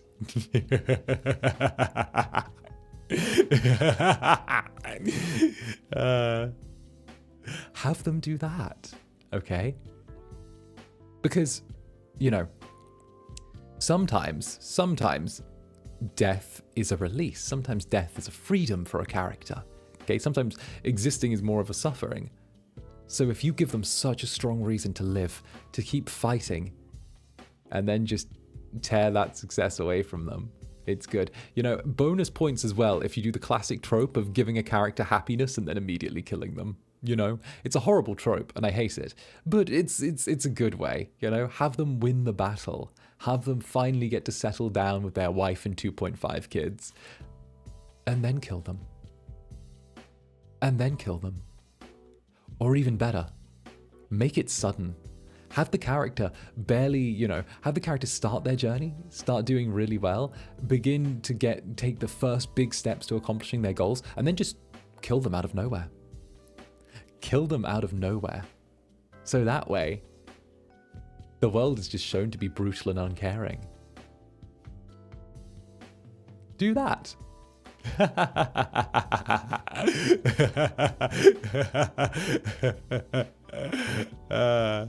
Do that. Okay, I'm going back into my sadism box. Excuse me. Let me just go over here. And too small. Better. Yeah. Much better. Could the protagonist become the antagonist in side stories that we explore in detail? Okay, so that's very specific. That's an entire side plot. Now, the protagonist can be an antagonist to other people, for sure. For sure. Just be sure to explore the side story perspective and make sure you get the POV right. You can do that? Definitely. For sure. For sure. Okay? JJK. Also, Roru, thank you for the 5 gifted memberships. Deeply appreciate it. Nurgle at it again. Nurgle, stop it. Okay. Cleanse from that. Cleanse from that.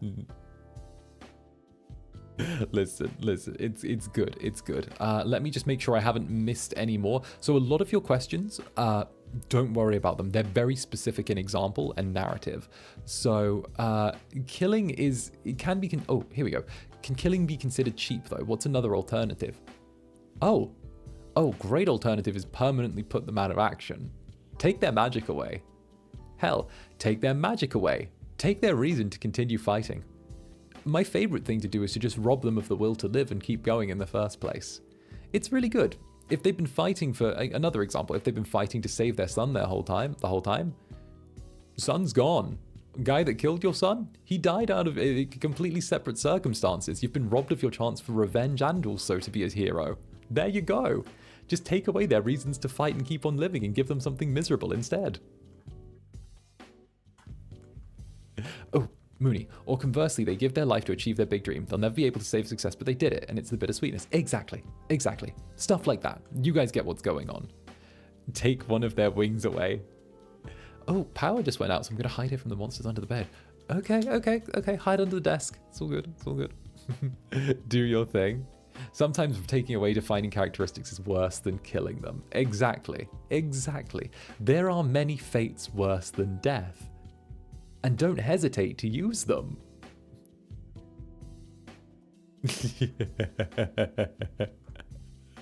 All right, I think, oh.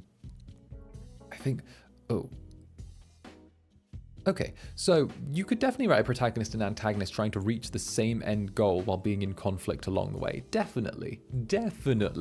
A good example would be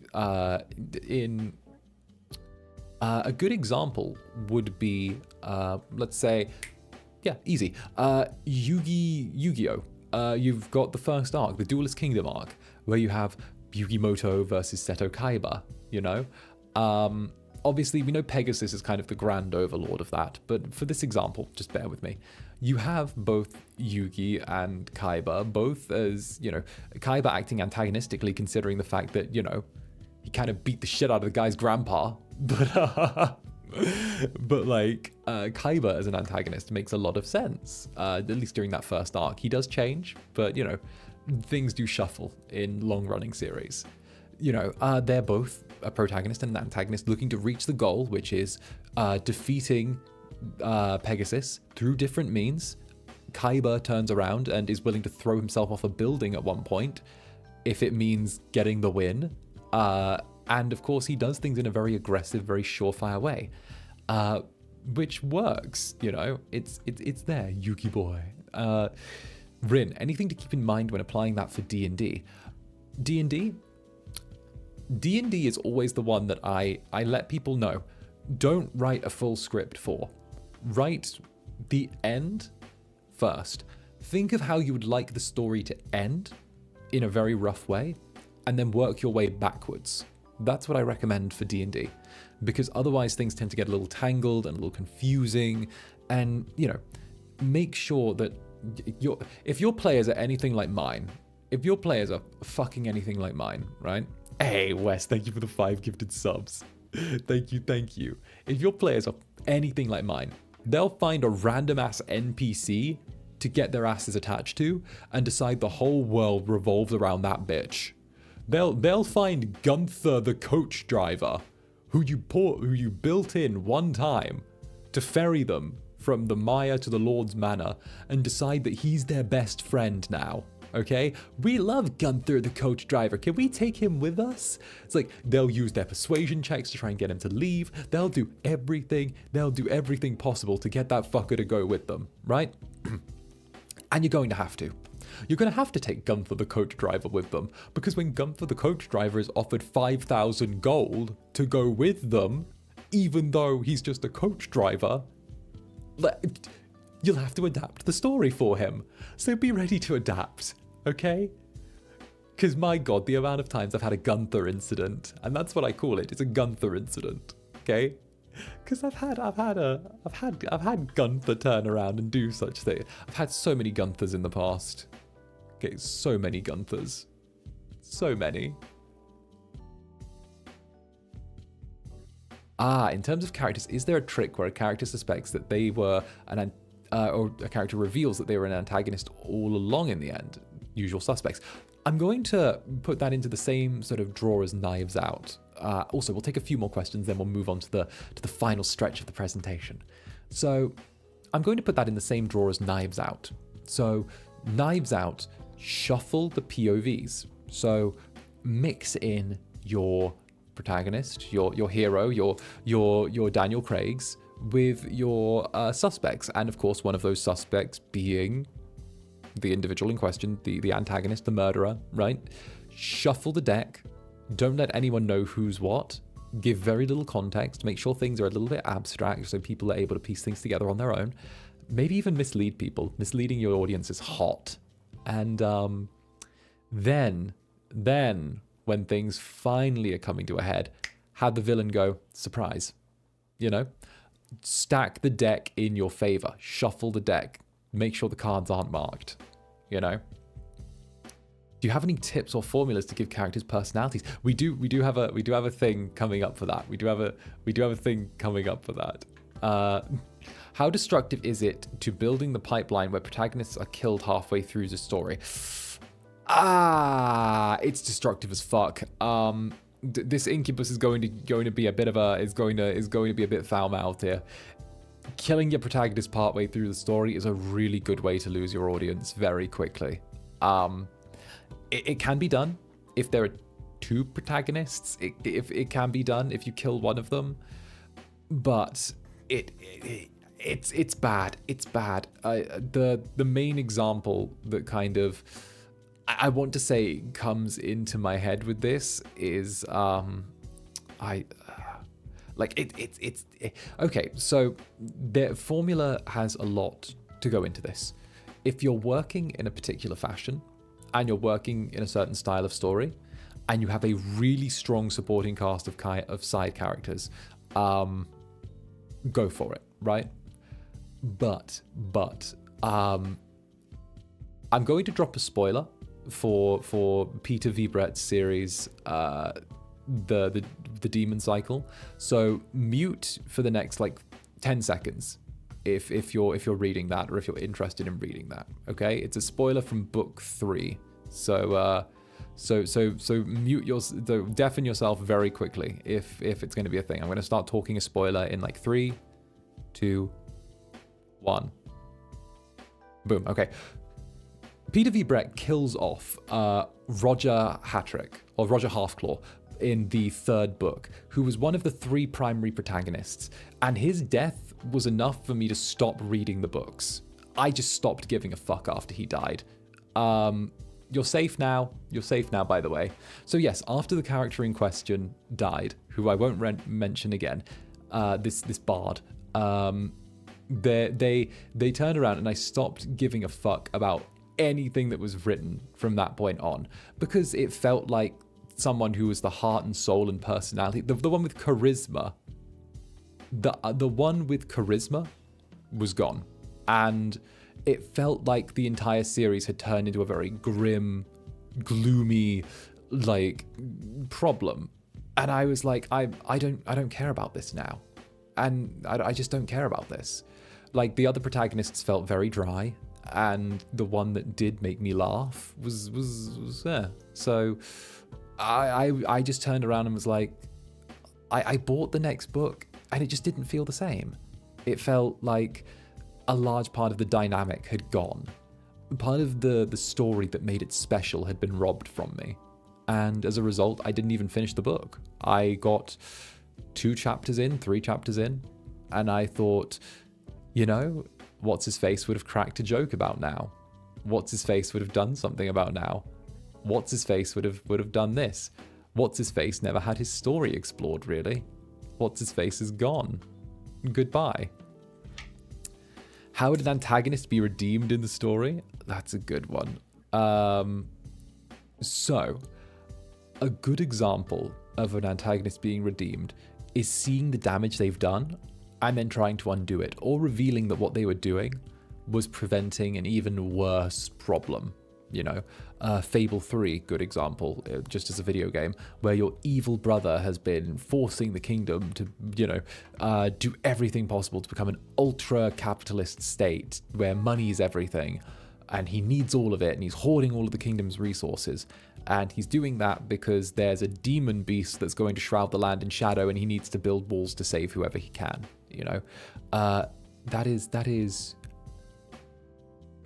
really, really important. Really, really important. Just have that. Is there a limit to protagonists? Since you said Naruto has 2, should you always keep it just 1? Oh, great question. I fucking love that question. You get a head pat. You get a head pat for that question. Fuck yes.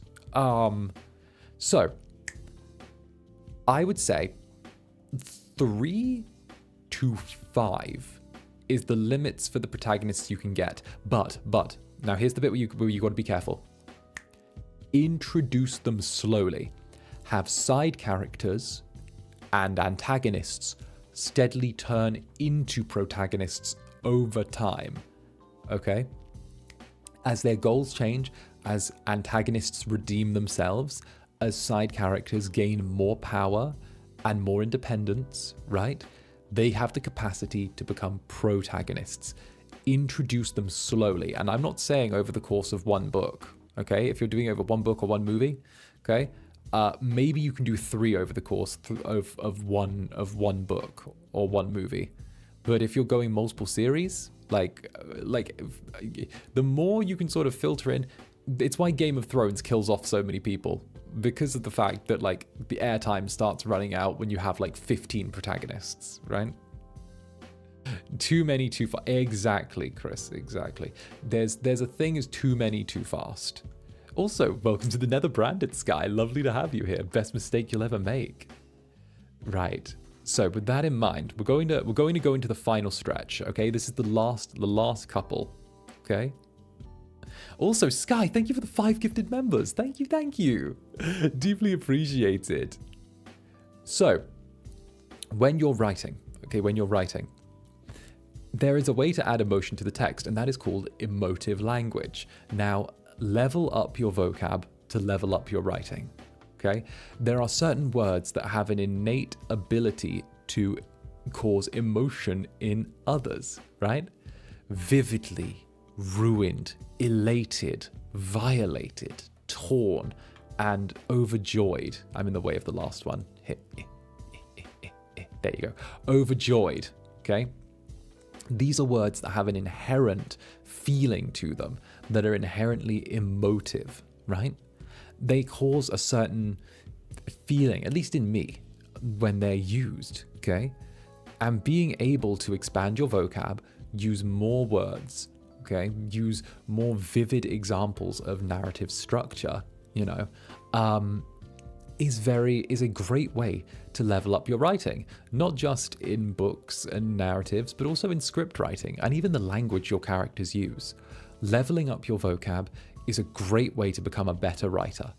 And the best way I can do that is read more.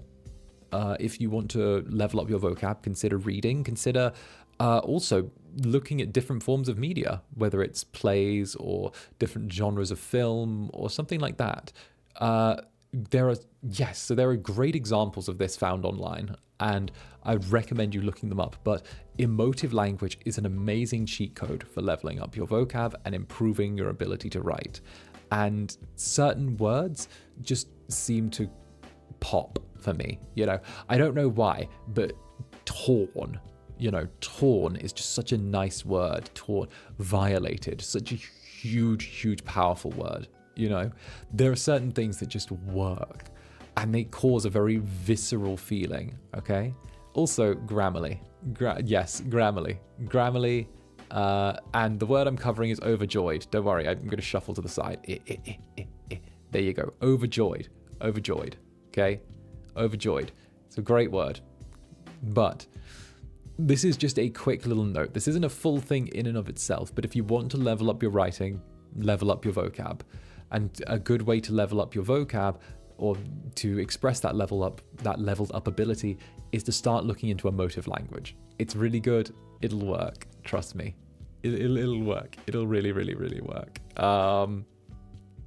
So with that, let's just go to the next one and just go here, and word choices. Okay, so in every sentence, there are certain ways of making your sentences, describing your structures that change things and just sound better. Small choices in structure that when you read them back in the editing process, just sound better. You know, and here is a series of examples for leveling up your vocab, because I thought, why not? I'm going to be an educational incubus today, okay? So I'm going to read these to you. So just sit back and relax. And I'm going to say, and you can hear how different each one sounds. As the first example, I ran through the forest, tripping as I went. It's decent, right? It's decent. But if you change it slightly, I panicked, stumbling through the encroaching forest. Doesn't that sound a little better? That second one? It's emotive. Also, forgive the dyslexia if you see any misspellings on here. But doesn't that second one just sound a little bit better? Doesn't that pop just a little bit more? Suddenly you've given the world, you've got encroaching forest, you've added emotion to the world, okay? It feels claustrophobic. Panicked, you've added emotion to your protagonist. Stumbling, you're not running, you're stumbling, okay? Which implies the action, the hurried action already. Your words act as implication in and of themselves, which is beautiful, okay? Also, 𝓂𝓸𝓾𝓻, welcome to the Netherbranded. I see you texting over there. Take your phone away. Pay attention to the lecture. But yeah, it's more emotive. It attracts attention. It stands there. And you can see the example here. You can write a sentence and then you can add flair to it. Okay? The next example. My pulse quickened. Her eyes seemingly burned straight through me. Cool. Yeah, good. It's a good sentence. It stands on its own. I was sweating. Her eyes were fixed on me the whole time. Doesn't that first one sound better than the second? That my pulse quickened, her eyes seemingly burned straight through me. I was sweating, her eye. It's the first. It sounds better. It's emotive. Again, it talks about the individual. It talks about the other. It shows an emotive response to what's happening, right? You're not just stating facts, you're adding emotion to the facts, which contributes to a character's POV, okay? This works in poems, in prose, in scripts, just taking a moment to level up that vocab, right? And of course, the last example. Again, we're going back to the regular formula of left good, right bad, left bad, right good. She stood still, the cold against her skin. She stood, cold prickling her skin. Again, the against. Some words can be implied by the way you structure a sentence, which is beautiful in my mind, right? It's really good. It's really good. Vocabulary can do all of these things and change up entire prospects and change up entire ways sentences sound. If you listen to how a couple of these sound compared to the other, it's more emotive, it's more powerful, it drives it home, it grabs you, throws you against the wall and lets you know that you belong to it now, right? It's strong. I think I can actually feel that second sentence. Fuck yes, we're doing our job right. These are just quick ones I knocked together before this. So these aren't quite going to be winning Pulitzer Prizes, but you know, as a quick example, these are what I pieced together just from something that I could do in like 10 minutes. So vocab is everything. Okay, next. How do you get started? Well, that's a great question. That's a great question, okay? You're probably wondering now, how do you get started? How do you get started on writing your own stuff? How do you get started right now? Where's your start point, right? Where's your start point? Well, I'll give you a tip. The best start point is to grab a page and just write. See what comes out. Write a scene, write an idea, write something. My classic approach was always that I would write a scene, just a random scene, anything that would come into my mind, and just let it flow, right? I'd let it flow. And then I'd look back, I'd read the scene, and I'd think, where could this fit into a really cool plot? And then I'd build the plot after writing a scene. So yeah, go, grab a blank page, write something now, write randomly, see what comes out of it. Nothing bad could come out of you just writing randomly. Nothing bad. And I'm going to say this right now, okay? Because I know that I'm calling out some of you right now, okay? Pay attention. Pay attention. Eyes up, okay? Eyes here, you see me? You see me? Yeah. Never throw away anything you write. Never throw away anything you write, ever. Don't delete it. Don't put it in the recycling bin. Don't turn around and go, oh, well, this sucks, I'm getting rid of it. No, okay? No. Never throw away anything you write, ever, okay? Never. Put it in a folder. Put it out of sight. Put it out of mind, okay? But never throw away anything in the trash. Do you know why? Because there's always something to learn from your mistakes. Go back, reread, learn, edit, adjust, see what the mistakes were, compare your old writing to your new writing. Never throw it away, or I swear to you, I will choke slam you into the mattress right now, okay? No shame, I will, do not even, okay? I will treat you like you're my little brother and we're playing WWE and our parents aren't home, okay? Okay? Do it. We all know what happens, okay? Yeah, I'm seeing yeses, Professor Zanny. Yes, Professor Zanny. Good. Brilliant. All right. Keep all of the... Yes, I know. Some of the stuff you might have written in the past might be cringe, okay? But keep it. There's plenty to learn. So don't worry. Just keep it. Stay relaxed about your work. And just know that when you're a big famous writer, those cringy drafts are going to be worth millions when you sell them at auction. And with that's blank. I love that. There we go. Thank you for all attending. That marks the end of the lecture, and we'll be moving into a little bit of Q&A now, whether it's questions regarding writing or work. We'll be doing another round of any questions and answers. So thank you for all attending, and I'm more than happy to take questions now, okay? More than happy, all right?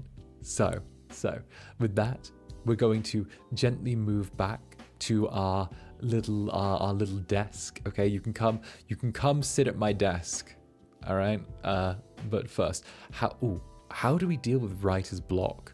That's a great question. So a good way to deal with writer's block is to go with, here we go, come over to my desk. Here we are. Lovely. All right, let me shuffle myself. There we go. And so, how do we deal with writer's block? It's a great question. I love that question. It's one of my favorite questions. How do we deal with writer's block? Well, writer's block is often you putting unnecessary pressure on yourself. Writer's block is rarely caused by external factors, they're caused by internal ones. So, my best approach would be write something simple, write something silly, write anything at all.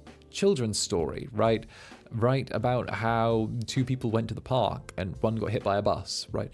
Write about anything, right? Because there's a huge amount of benefit just for doing anything, just a little bit of fun.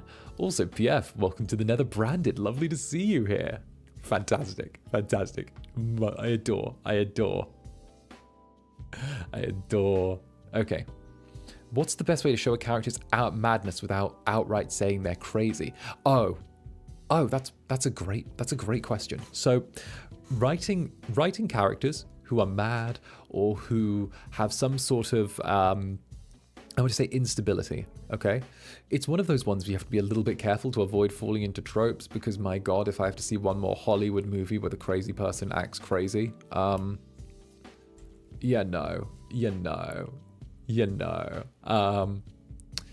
best way to approach that is actually to not turn around and just give them random outbursts, but instead show lapses in their regular character and show something different.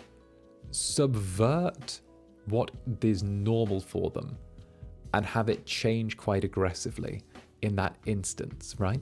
So I think that a good example is what's a good example? I'm pulling this one out of my arse, but oh well. So Joaquin Phoenix's Joker, how he starts off as a very normal guy, right? He's very normal. He's, well, not very normal, but he's always on the verge of a breakdown. But when that snap happens, when he punches the clock when he's fired from work repeatedly to the point where he breaks his hand, or does something like that. These out of character instances, that's a bit over the top. That's a bit over the top. So you want to go with something that's a little bit more subtle. And I would say the best way to do that is know the madness yourself. Have an understanding of how you want to showcase it. Have an understanding of what the madness fundamentally is. What kind of, whether it's a particular mental illness, whether it's them losing themselves, and then try and write it in a way as, instead of it being this character is mad, show that it is symptoms of an illness expressing itself. I think that's the best way to approach it, because then you're not able to turn around and lean on stereotypes by accident, which happens quite often. Even in my own writing, I've had the issue of, I'm accidentally leaning on a stereotype here because it's the easier path to take, which is fair. Water finds the path of least resistance, and in this instance, quite often stereotypes are very easy to lean on because they're something that we've sort of been exposed to a lot, perhaps positively, perhaps for the negative, but it's a very good way of turning around and just showing a character in a better and more three-dimensional light. I always hate the classic TV show bullshit of a character is mad, therefore they're clawing at the walls and, mumbling to themselves and all of that. I think that Peaky Blinders, actually, for anyone who has seen that, the first season, although it moves heavily away from it in the second and third season, the first season has probably one of the better examples of the main character, Thomas Shelby's PTSD, that I've ever seen, which is the fact that he actually spends a lot of his nights worried that, you know, something's going to happen, which is, it's phrased very well. It's phrased very, very well. And they actually use the cinematography and the camera work to show the sense of anxiety inherent in those who have come back from war. So I would say a good way to do it is, if you ever get the chance to show their POV in writing, feel free to show the anxiety or the symptoms of that potential, you know, quote unquote madness. Definitely go for that. Definitely go for that. And, oh, question. How would you go about making the hero slowly turn into a villain by the final arc? Oh, I love that. Okay, that's one of my favorite things to do, just make them a shitty person. Also, Mika, thank you for the 5 gifted members. Thank you so much. Thank you so much. Here, nah, have a gold star. I've stuck it to your forehead. You can't see, but I've stuck a gold star to your forehead. I don't know why, but we've moved down to like K1 and stuff now. But way to make your protagonist turn into a villain. Easy, right? Have them take more and more extreme measures to counter their villain, okay? If their villain is willing to kill someone, to be like, okay, my perfect example of a good way to deal with a... Okay, this is how... One of my favorite things that I've written, okay, I'm telling you a secret here. One of my favorite things that I've written, where I've ended up having a protagonist turn into a villain, is sow the seeds steadily throughout the story, that they're willing to do more and more extreme things to achieve their goals, to stop the bigger threat. They're justifying everything by having themselves stop the bigger threat. The big turning point for one of my characters was a little hostage situation, right? One of the I believe secondary antagonists had someone, I can't remember who, I have to admit it was a few years ago, but they had an innocent, or at least someone who was tertiarily involved with the protagonist, and was saying, you know, you know, it was the classic hostage situation, human shield, gun to whoever's head, I'm going to kill them, you let me go. I can't do that. I can't do that. Have the protagonist shoot through the human shield. Have the protagonist not care about the collateral damage for just a moment. Why? Because it's for a justifiable reason. Have them start making aggressive justifications for what they do. Have them shoot through the human shield. Why? Because letting them get away? Couldn't do that. Too dangerous. It's more dangerous to have them start making those statistical and numerical decisions. Have them start thinking analytically, okay? Turn around and think, you know, well, yes, if I kill this person, it's going to cause 5 people to die. But killing this one person is more important than those 5 people's lives. Because if they go out there and kill 10 more, then it doesn't matter. You know, the greater good. Always have them start putting shit down to the greater good. Do you know why? Because as soon as you start putting things down to the greater good, that's how the greatest crimes ever get done. There you go. There you go. The lesser evil. Start exploiting your protagonist. Make them bad. Give them horrible moral dilemmas and start making them into a steadily worse and worse person. And the best part is when they think that everything they're doing is righteous, and it takes someone with an outside perspective to point out how fucked up they've become. It's a good one. It's a good one. The trolley problem. Exactly. The trolley problem's a great way to begin shoving them in the direction that I want them to go. So yes, do that. Do that. Let me just make sure that I didn't miss too many more. How to deal with characters acting away from the plot you may due to interactions without making it seem too controlled. It's a good question. It's a really good question. So if your characters start running away from you a little bit, because obviously characters have a bit of a life of their own, once they start acting a certain way, do it. Feel free to give them emotional attachments to things involved in the plot. That's what I like to do. Have something eat away at them. Have them feel like they are emotionally involved. Essentially, I would say that the best way to avoid your characters moving away from the plot is to emotionally manipulate them. It's kind of like dealing with a partner, you know? Emotionally manipulate them into staying. So, so indeed, that is a joke, but you know what I mean. Do what you have to, okay? If they have to get a little bit mixed up, if you have to turn around and give them something, then then make sure that you can gently nudge them back. Don't emotionally manipulate your partner's chat. Please don't do that. This is an example in characters. I'm clarifying here now. Don't do that. But yes, have your characters get attached to elements of the plot or individuals who are still directly involved in the plot. It's an interesting one. It's an interesting one. Right? Also, any tips for writing for non-English native speakers but wants to write in English? How to increase one's vocab? Fujimuji, great question. And I love that you want, first of all, I love the fact that you're a non-English speaker wanting to up your vocab. That's really impressive and that's really cool. Fujimuji, I would say a good thing to do is take in and read more fiction as well. Read and watch more things. You might not be a native English speaker, but even if you surround yourselves with words that aren't inherently, I would say in the standard sort of sphere of what you hear in English, it adds to your vocab. Everything you listen to, everything you watch, everything you read adds to your vocab. And it's really, really good because of the fact that you don't have to be English, you don't have to be anything to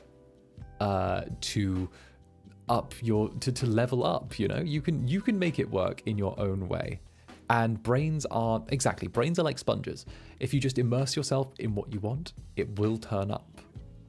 Ooh, Mooney the Spoonie, thank you for the super. Hey. Further thoughts on the madness thing. For more generic eldritch horror style madness, I've had success with not actually writing it as madness per se. Do some research on brain damage and use that as your touchstone. That's an interesting one actually, because I've always found that eldritch horror is probably one of my favorite genres to write, just because of the fact that Okay. You'll have to forgive your lecturer Zanny for nerding out here just a touch. You'll have to forgive me, but this is relevant. I did my actual degree, I did my final piece of my degree was a piece written around eldritch horror and how to properly write eldritch horror. So I'm going to lean into this here and work with me, and it's going to work.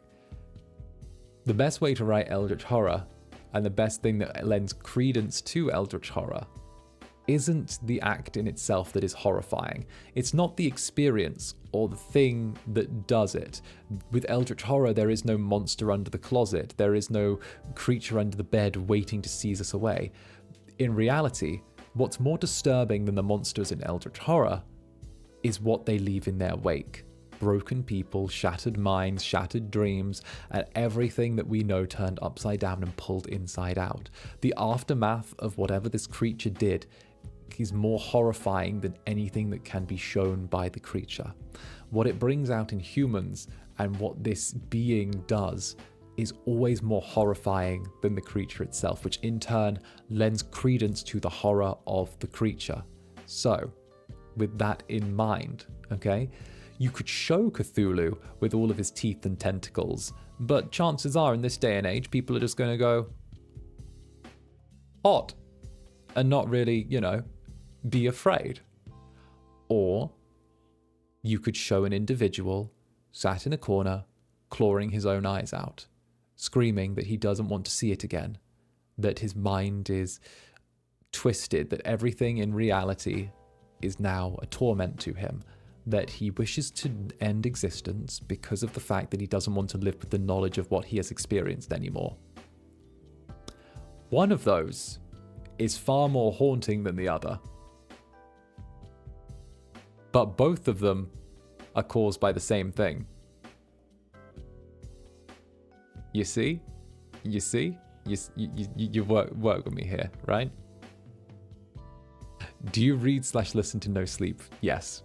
Love it. But yes, my point being, despite how gross and graphic that was, a description that was, the idea is that showing that horror, showing that destroyed person is far more impactful than showing just a picture of Cthulhu or writing about it was big and had many teeth and tentacles. That's fine, whatever. Okay, cool. Show the ruined person, show the wake, show the destruction, show the terror, show everything. It's good. But with that, I'll be taking, let's say, one or two final questions, and then we'll be wrapping up today's lecture, okay?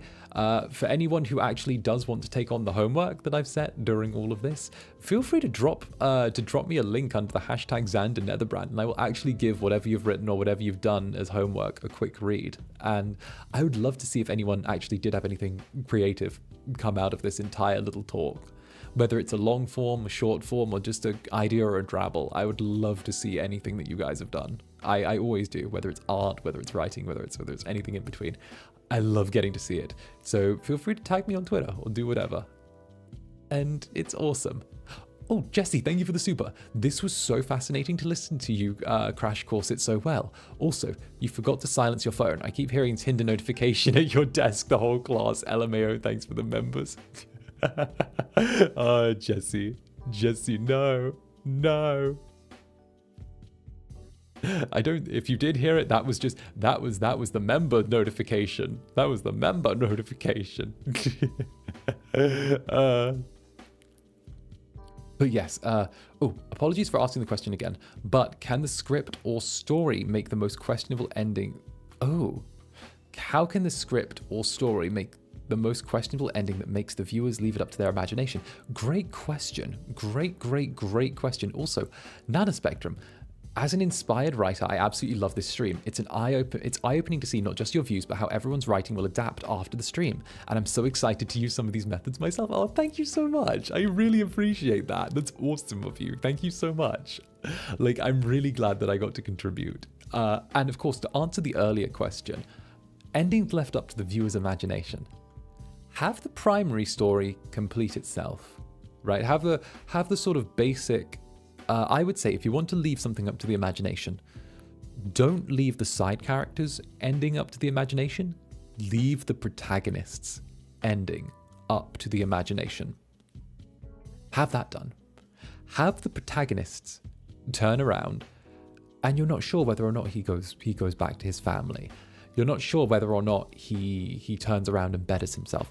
Leave the protagonist up to the question. I would say, right, the best way to do it is to... I'm trying to think of a good example off the top of my head.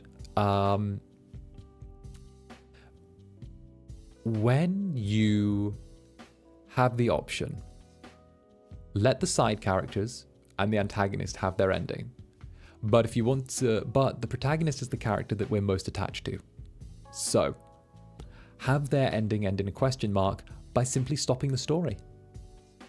Have all of the other characters get their resolutions before, and then when it comes to the protagonist, one of my favorite endings, if you're stopping it that way, is have them just put their hand on a door, have them leaving to go somewhere, have them setting off in a different direction. Have them just walking away. When you walk away, it has to be done the right way so it doesn't feel unsatisfying. But if you do it right, it lets people continue.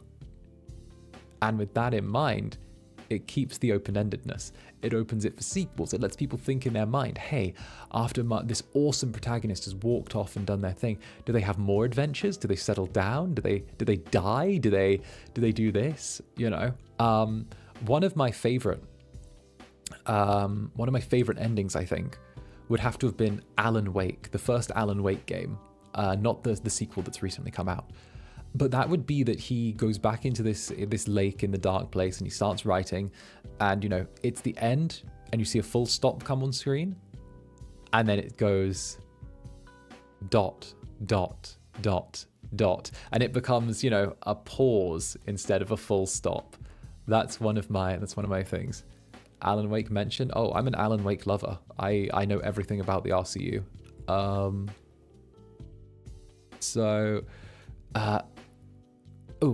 And of course, that's a good question for the ending. Any motivational tips for writing? You are better than you think you are. That is my huge motivational tip. you are better than you think you are, and that most people who are professional writers aren't that good, okay? I mean, heck, look at the people getting published. Look at them. Can you tell me that you've walked into a bookstore and you've picked up a book and you've gone, hey, do you think when you walk into a bookstore, every single person there is a great writer? No fucking way. No way. I'd say maybe half, maybe a third. No, like a third are good writers, okay? 66%? No way. No way. 66% are trash. 66% are trash and just had a good concept, okay? That full belief, okay? It's like VTuber music, okay? Is like maybe it's good, but how many listen just because it's their fucking Oshi? But like it's I'm throwing everything out today, but it's there, okay? It's there. I'm not saying it's inherently bad, but a lot of writing is just mid, you know? You get by.